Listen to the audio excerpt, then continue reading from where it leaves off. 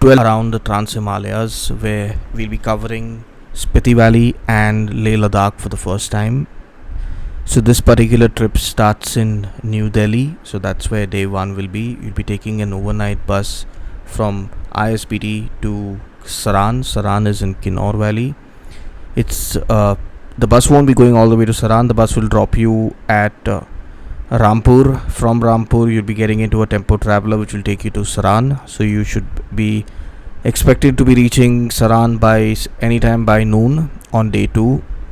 Day 2 is only to acclimatize, hence Sarahan is the stop. You will chill over there, rest, go to the temple and laze around.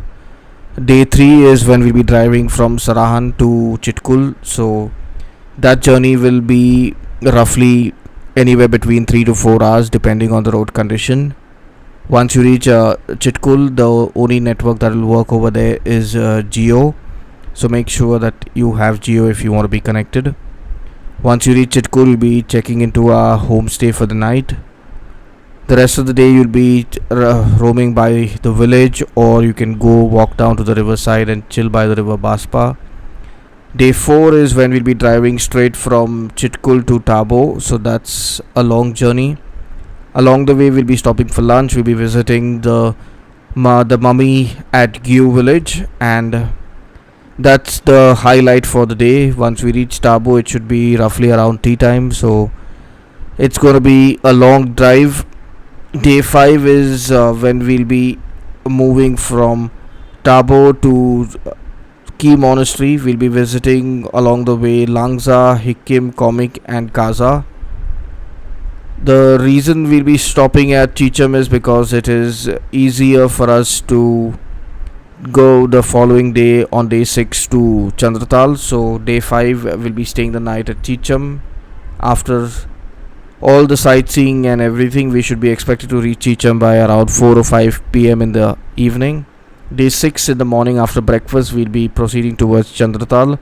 So we should be reaching Chandratal by around lunchtime. We'll go to the lake, spend a couple of hours clicking photos and chilling by the lake, finding some much needed inner peace, and then head back into the vehicle, and we'll drive straight from Chandratal all the way to Keelong. We'll be staying the night in Keelong, and this is where the journey changes. It's over here at Keelong that the Spiti vehicle will leave us. That is a Himachal vehicle, and we'll be hopping onto a Leh vehicle, which will then on day 7 take us from Keelong after breakfast straight away to Leh. So this journey from Keelong to Leh is going to be anywhere between 8 to 12 hours depending on the road condition. Expect to reach Leh latest by 5 or 6 p.m. in the evening. Day 7, after reaching Leh, you just chill in the room and acclimatize after a long journey. Day 8 is when we'll be going for local sightseeing around Leh. We'll be visiting the Sangam, that is the confluence of Indus and Zanskar River. We'll be also visiting Magnetic Hill, Shanti Stupa, Leh Palace and Leh Hall of Fame.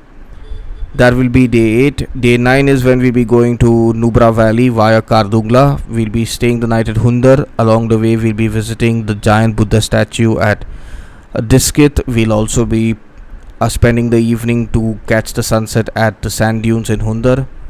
Day 10 is when we'll be going to Turtuk. Turtuk is the border village which is known for its apricots. We'll also be visiting the India-Pakistan border along Nubra Valley. So day 10 is when we'll visit Turtuk and return back to the homestay in Hundar. Day 11 is when we'll be coming back from Pangong. We'll be going from Hundar to Pangong. We'll be spending the day at Pangong and then returning back to Leh the same day. We won't be staying the night at Pangong or at Tangse, because that will increase the number of days on this particular trip, which is already stretched beyond what most people would be able to take their leave. So that would be day 11, returning back to Leh by around evening, say around dinner time. Day 12 is when you'll be packing up and heading straight back home. So this particular trip, which includes Spiti and Ladakh, is for 12 days and it is priced at 50,500 for solo travelers and small groups. That is anything between one traveler to 4 or 5, depending on people who are okay with 3 to 4 quad sharing. If it's a couple, then it's 56 700 per person, so that's like 1,13,400 for a couple for twin sharing. And if you're a group of 6 or more people, then the trip cost is drastically lower. It is 44,100 per person, but you have to be a group of 6 or more to be able to avail of this particular group pricing. So this particular trip is a very very good trip for people who are looking to travel to Spiti and Ladakh in one shot and finish the entire trip. It's going to be really hectic and taxing because there's a lot of travel. To cover this entire journey in 12 days is going to be backbreaking, so be prepared for a lot of rugged travel. Don't expect a lot of any kind of comfort for that matter. And this particular trip to Spiti and Ladakh is not meant for people who want luxury and want classy hotels and stays which are really not backpacker. So our trip to Spiti and Ladakh is purely for the travelers at heart and soul and mind, and not the ones who just want to come over there and claim to be a traveler. So if you're the kind who really wants to experience something beyond the ordinary, then this particular trip is perfect for you.